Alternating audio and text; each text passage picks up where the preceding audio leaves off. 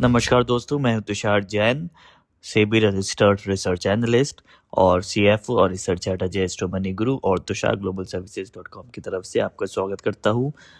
आज 1 मार्च सन 2026। दोस्तों, ये ऑडियो और शो रिकॉर्ड हो रहा है 1 मार्च सन 2026 को। हो सकता है कि इसको अपलोड होते होते 2 मार्च हो जाए।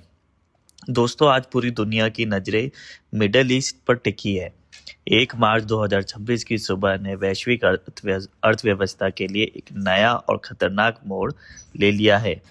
ईरान के सर्वोच्च नेता अयातुल्लाह खामेनेई की मौत की पुष्टि और अमेरिका और इजराइल के भीषण हमले ने ब्लैक स्वान इवेंट की स्थिति पैदा कर दी है।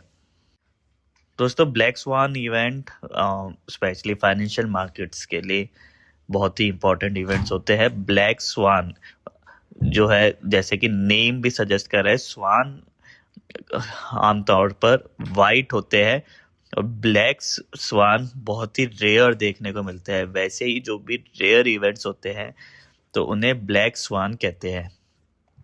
कल सुबह यानी सोमवार 2 मार्च को जब भारतीय शेयर बाजार खुलेंगे तो हमें एक बड़ा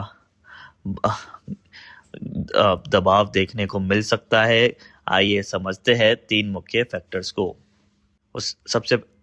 उसके पहले हमें ये भी ध्यान में रखना होगा कि परसों यानी कि 3 मार्च को ट्यूसडे को भारतीय शेयर बाजार बंद रहेंगे और निफ्टी की वीकली एक्सपायरी है वो भी परसों की जगह अब कल होगी।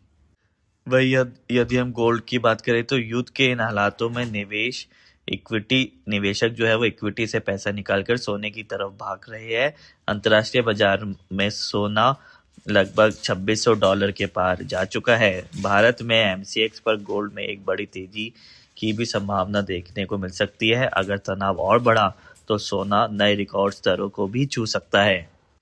दोस्तों, जब भी ऐसी परिस्थितियां बनती है तो स्पेशली सेंट्रल बैंक्स भी कोई बड़ा निवेशक किसी भी करेंसी में ना करने के बजाय वो गोल्ड की तरफ अपना रुख करते हैं, जो कि एक सेफ हेवन होता है। और इसी के साथ ही कच्चा तेल यानी कि क्रूड ऑयल के ऊपर भी सबसे बड़ा खतरा है। ईरान ने स्टेट ऑफ हॉर्मुज को बंद करने की धमकी दी है, जहां से दुनिया का 20% तेल गुजरता है। ब्रेंट क्रूड रातों रात $80 के पार निकल गया है।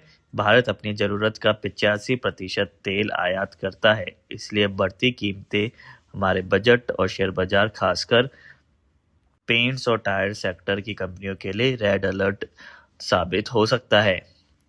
तीसरा बहुत बड़ा फैक्टर है रुपया और डॉलर यानी कि यूएसडी आईएनआर। डॉलर इंडेक्स मजबूत हो रहा है और रुपया 91 के पार फिसल गया है।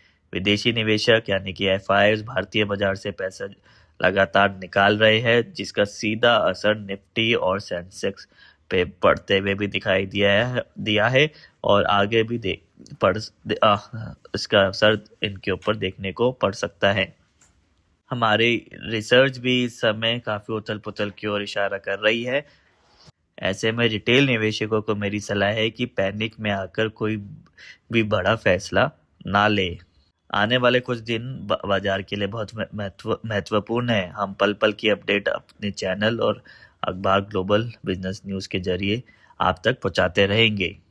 शुद्धता ऐसी जो हर घर की पसंद बने। सुधा महेश ठक्कर पावम, हल्दी के विश्वसनीय निर्यातक। आज ही संपर्क करें। ऐसी स्थिति में गोल्ड और क्रूड ऑयल से रिलेटेड स्टॉक्स के ऊपर नजर रखना उचित रहेगा। गोल्ड और क्रूड ऑयल के अंदर तेजी आगे भी जारी रहने की संभावनाएं दिखाई दे रही है।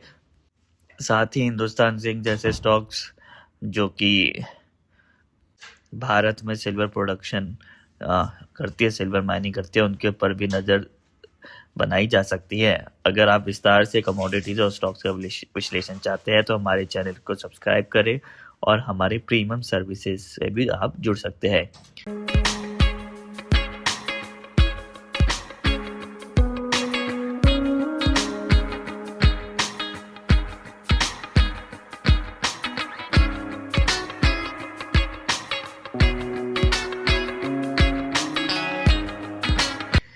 सुरक्षित निवेश करें और अपनी रिसर्च पर भरोसा रखें। जय हिंद।